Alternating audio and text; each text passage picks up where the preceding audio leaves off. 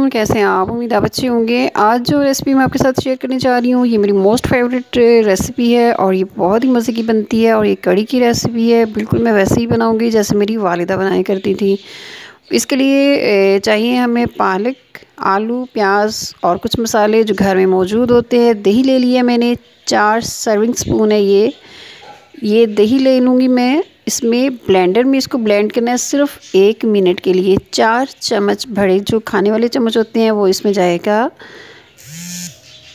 बेसन और इसमें डालूँगी 1 लीटर पानी और इसको अच्छी तरह ब्लेंड करना है सिर्फ 1 मिनट के लिए। ये देखें ये ब्लेंड हो गया, इसके ऊपर मक्खन बन गया 1 मिनट में। ये देख लीजिए इतना अच्छा दही था ये। इसमें आधा लीटर पानी और डाल लेते हैं और इसको पैन में डाल लें और इसमें डालेंगे नमक, मिर्च और हल्दी। 1 चम्मच नमक, 1 चम्मच सुरख मिर्च और 1 चुटकी के करीब हल्दी। अगर आप तेज़ नमक मिर्च खाना चाहते हैं तो आप इसकी मिकदार को बढ़ा सकते हैं। कवर कर देते हैं, मीडियम लो फ्लेम पे आहिस्ता आहिस्ता ये बनेगी। 10 मिनट में ये बॉईल हो जाएगी और ये देखिए ये रेडी हो गया। ये हमारा पहला स्टेप था। मैं हमेशा कड़ी का जो है बना के रख लेती हूँ पहले। ग्रेवी इसकी रेडी हो गई है। ये देखिए बहुत ही मज़े की है, सॉफ्ट है, अच्छी है। आप भी मिकदार का ख्याल रखते हुए बनाइएगा तो इंशाल्लाह बहुत अच्छी बनेगी। कम मिकदार में बनानी हो तो आप इसका दही की लस्सी जो आपने बनानी है, स्मूदी तैयार करनी है, उसको कम कर लीजिएगा। स्टेप 2 में आ जाते हैं। पकौड़ों का मसाला तैयार करेंगे।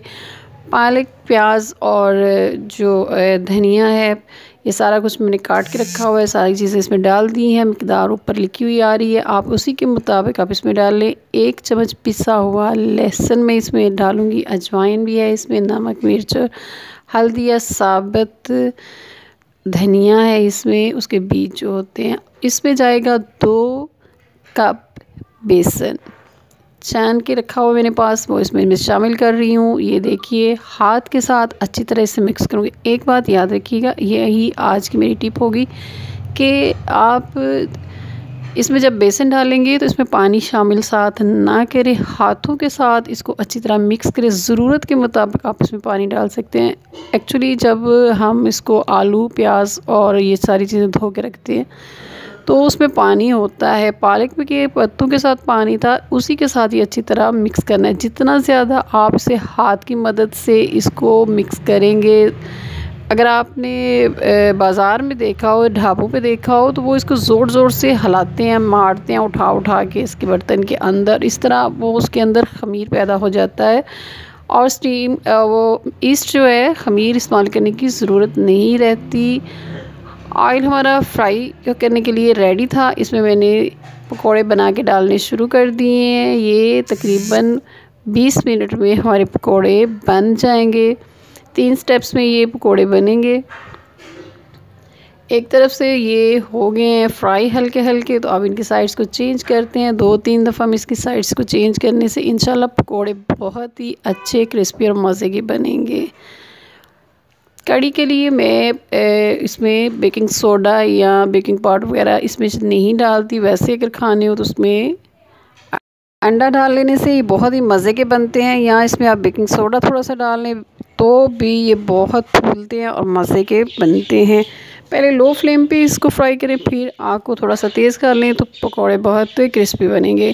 पकौड़े जो बनते जाएंगे तो तैयारशुदा जो हमारी कड़ी है इसके अंदर इसको डालते जाएं और इसको कवर अप कर दें। इससे भी पकौड़ों का, कड़ी का टेस्ट बहुत ज़्यादा अच्छा हो जाता है।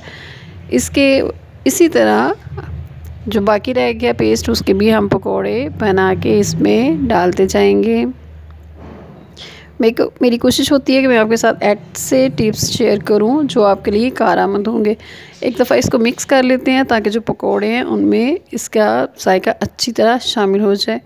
कटा हुआ धनिया और साबुत हरी मिर्च वो भी मैं इस पर गार्निश करूँगी। जो बाकी पकोड़े रह गए थे वो भी इसके ऊपर डाल दिए। अब हम इसके तीसरे स्टेप की तरफ जाएंगे, तड़का तैयार करेंगे। उसी कढ़ाई में जिसमें मैंने पकोड़े बनाए थे, जो ऑयल है थोड़ा कम करके ज़ीरा, साबुत सुर्ख मिर्च और करी पत्ता के साथ इसको मैं तड़का लगाऊंगी। मैं इसी तरह तड़का लगाती हूँ, ये बहुत ही मज़े का बनता है। जब ये सारी चीज़ें अच्छी तरह फूल जाएं तो आप इसमें कढ़ी के ऊपर इसको डाल दें और इसको कवर अप कर दें। उम्मीद है मेरी ये रेसिपी आपको पसंद आएगी। मेरे चैनल को सब्सक्राइब करें, लाइक करें, शेयर करें। अपनी दुआओं में याद रखें। इस कढ़ी को खाइए, बनाइए और एंजॉय कीजिए। अपनी दुआओं में याद रखिएगा। फिर मिलेंगे एक नई और मज़े की रेसिपी के साथ। अपना ख्याल रखिएगा। अल्लाह हाफिज़।